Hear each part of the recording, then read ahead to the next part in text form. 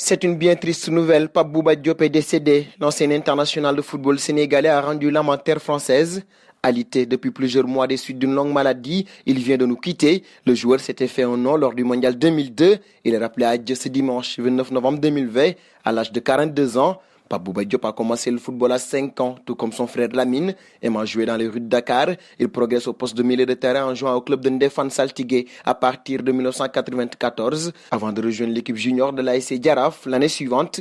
En 1996, ses progrès au sein de l'équipe senior de l'ASC Jaraaf sont remarqués et Pape Bouba Diop est appelé en équipe du Sénégal junior. Ses performances lui permettent d'espérer poursuivre son rêve de départ en Europe. Il a alors des contacts avec des clubs arabes et suisses. En 1999, son frère arrange son arrivée au club de Neuchâtel. Pape Bouba Diop doit malgré tout passer par le club de Vevey Sport pour s'acclimater au football et à son nouveau pays. Dans son petit appartement, l'adaptation est difficile, mais il fait une bonne saison pleine avec 35 matchs. Pape Bouba Diop arrive alors en juin 2000 à Neuchâtel. Après avoir été placé en attaque, il est rapidement replacé milieu de terrain et devient rapidement l'un des titulaires indiscutables du club. Après quelques mois et 19 matchs de championnat, Pape Bouba Diop est recruté par Grosshopper. Il trouve sa place dans l'effectif et devient champion de Suisse 2001.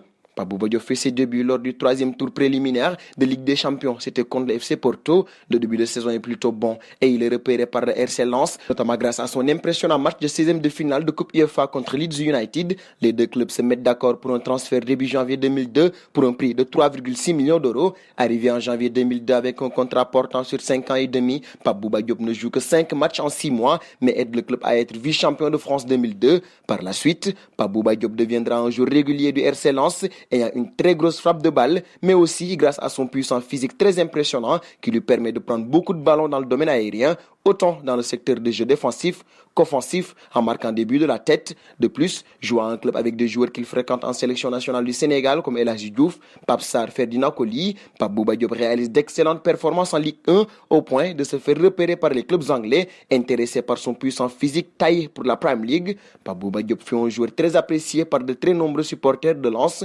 après s'être établi dans le championnat anglais en jouant pour Fulham. Puis Portsmouth, en mai 2010, une offre du club grec de l'AEK Athènes lui est faite. Il l'acceptera. Pape Bouba Diop retrouve l'Angleterre fin août 2011 en s'engageant pour un an avec option d'une année supplémentaire à West Ham. Le 9 octobre 2012, il signe en faveur de Birmingham City un contrat d'une durée de 2 mois. Et au sein de l'équipe nationale sénégalaise, Pape Bouba Diop a marqué le but victorieux contre la France lors du match d'ouverture de la Coupe du Monde 2002. Auteur de 2 autres buts lors de cette même Coupe du Monde où le Sénégal ne s'est arrêté qu'en quart de finale. Il fait partie, selon le journal Le Monde, d'une liste de 11 joueurs qui se sont révélés au cours de cette Coupe du Monde. Pape Bouba Diop est le meilleur buteur sénégalais en phase de finale de Coupe du Monde avec 3 réalisations. Le Sénégal, l'Afrique, le monde du football perd un de ses plus grands guerriers.